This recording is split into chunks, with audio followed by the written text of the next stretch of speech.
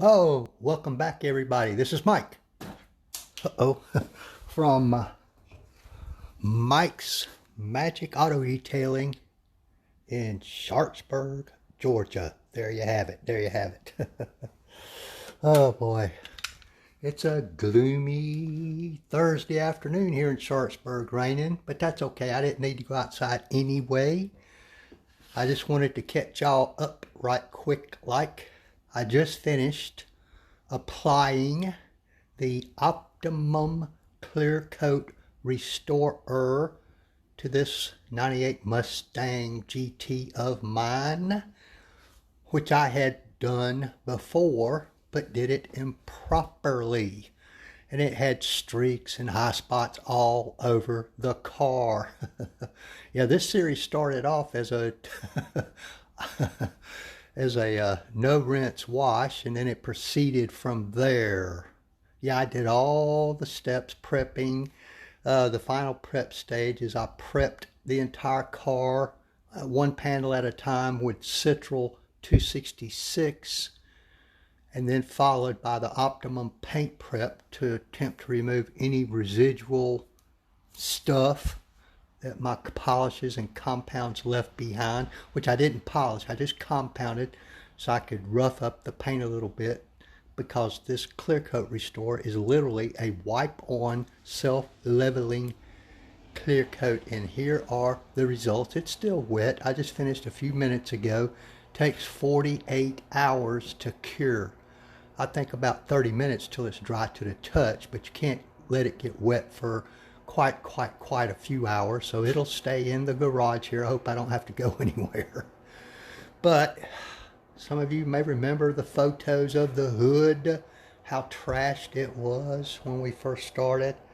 That looks pretty darn good right there, and I hope it stays that way as this stuff cures. Right up towards the middle of the top. I can't find my pointer. Where'd it go? Oh boy, oh boy, oh boy.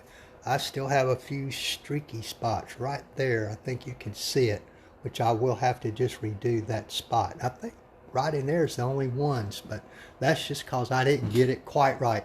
When you put this Optimum Clear Coat Restorer on, you use a little pearl weave towel, and you have to get it saturated and wet to the point where it's almost dripping and running down the paint, but not quite. If it does drip and run, you can go back and clean up the excess right then.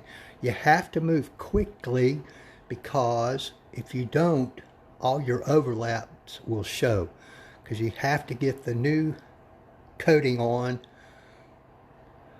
or continue on before what you just put on starts to dry. Once it starts to dry, you're screwed. So you have to concentrate, and you have to move quickly.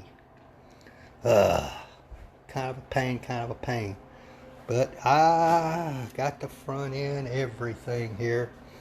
But I can think you can see it's pretty slick, and it turned out very well, and it will protect this El Cheapo Mako paint job for a very long time to come. And it also helped to resurrect it to where it looks halfway decent. I mean, the car needs a repaint. As you can see, I did up here, and the roof turned out rather well. I don't see any streaking on the roof. I mean, there's a few bad spots in the paint that I could not do anything about, and the Optimum Clear Coat won't help. And I think I missed a spot right there. I'm not sure if that's a shadow or a spot. As you can tell, I got all my lights going here. Came down through here. Man, this is all glossy. Oh man, that looks pretty darn good. If you'll go back and review those first videos, you'll see how bad this car was. I didn't do the trunk or the wing because that's about to get repainted any time now. It would have already been repainted, except the guy said it was going to take him a couple of weeks. A couple of weeks? I might have to look for somebody else. That should not take a couple of weeks to paint that trunk. That's all. But I did do, say, from the headlights down, across the bumper all the way down through there. I think it looks pretty slick. I went ahead and did around where the license plate goes. Yes, as usual, I took the license plates off. Oh boy, oh boy, oh boy. Yeah, buddy. Oh. And some of you may remember how trashed that fender, top of that fender was right there. It's still kind of trashed, but I'd say it's a 80 to 90% improvement over what it was. If you remember, it was all pebbly and rough, almost like sandpaper, had shiny spots and dull spots. It's more uniform now, and considering as bad as it was, which I gave it very little hope, it improved it dramatically. Got all the way down up under, you know, the rear of the Mustang, the body goes way up under there. Got all the way up under there. Oh boy. Yes sir, yes sir. All this looks pretty good. I don't see any high spots or ridges or streaking anywhere except on that black paint on the hood, which black is the most difficult to do. Everybody knows that. I went ahead and did the door handles too. What the heck? Although that one needs to be taken off and repainted. Probably not going to happen anytime soon. Or I may try to tape it off under there and paint it that away. Whoop, there I am. Oh my gosh, look at that. No, don't look at that. But that thing is slick, slick, slick. Once it cures and it's okay to mess with it, what I'm going to do is go back and touch up my few spots, the rock chips and that kind of stuff. And then once that cures, I will go back and put either a ceramic coating or a titanium coating on here. Haven't decided which one yet. I still have to T-coat the glass. I'll do that later. And then I'll put a ceramic coating topper on top of that. Hey, there was a couple people watching, but I guess they dropped out. That's okay. That's okay. I know it's still getting towards the end of the day. A lot of people are working. But I just wanted to show you what this thing looks like with the Optimum Clear Coat Restorer on it. Comes in a can, folks. 9 ounces is about $100, and I used probably 3/4 of the 9 ounces on this car. And like I say, I didn't do the trunk. If I'd have done the trunk, that probably would have used it up.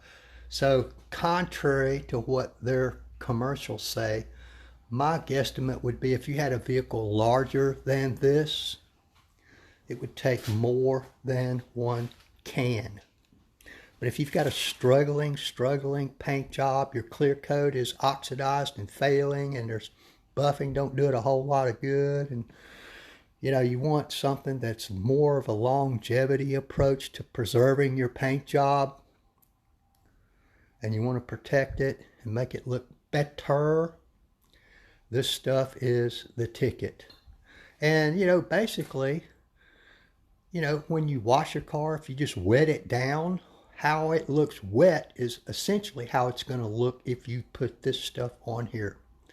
But there are some videos out there on how to do this. I highly suggest, if you haven't messed with this stuff before, that you watch the videos, especially the one from Wilson Auto Detailing. I think the title of it is I Screwed Up My Optimum Clear Coat. 3 Things I Did Wrong. Something like that. It's a very informative video. I wished I had seen it and watched it before I put this stuff on the first time, because I screwed mine up too. And you have to do this the right way. You have to prep it properly. You can't prep it just like you would if you were putting a coating or something like that on. There's a particular methodology to prepping and products that you need to use to prep that won't react with this stuff. And this is some strong stuff, folks. I had on a pair of real thick black nitrile gloves. It ate right through them. Ate them up. I had to put on another pair. And it is very strong fumes. Had to wear this. Whew-wee. And it still stinks. It'll stink up my whole house all night long, I guarantee you. Oh, somebody else is watching. Hey, y'all let me know in the comments who it is watching and where you're watching from. But folks, I'm telling you, not every car is a candidate for this Optimum Clear Coat Restorer, but some are. I've done it to probably a half a dozen different customers' vehicles, and some have brought me their vehicles, and I said, no, this stuff is not going to help you. So, if you can see, if you remember, after I compounded it, there were holograms and buffer trails everywhere. See, this stuff makes all that go away. Any light scratching and that kind, and which you wanted some scratching in a uniform manner, so this stuff will adhere to the paint that's on there. You have to scratch it up. But listen, I do appreciate everybody very much that took time out of their busy day to watch a few minutes of this, and hopefully they'll go back and watch the entirety and maybe some of the other videos in this series, which I'll probably do 1 or 2 more after I completely finish the vehicle. Like I say, I gotta put some kind of coating on here. I gotta do the coating on the glass. I want to remove the wheels and tires and completely clean those and put some sort of coating on those wheels as well. And probably use my leftover clear coat restorer on the headlights. Yes, you can use it on plastic, and headlights and taillights are a good place to use it. So what I have left over, I'll use on those, and we'll come back at some point in time, take a look at that. But man, I'll tell you what, this is many times better than what most people would expect their car to look like when it was as trashed as this one was, from sitting outside months and months and months and months. And also it added to that my improper application of the product prior to that. But hey, you know, like, tag, follow, share, and you know what, if you're on YouTube, subscribe. It'll notify you of the next videos in this series and any other videos on projects that I have coming up, so that you can maybe learn a few things, make fun of me, laugh at me, whatever. It's okay. I don't mind. I don't consider myself an expert, but I have struggled to become very knowledgeable in all this stuff.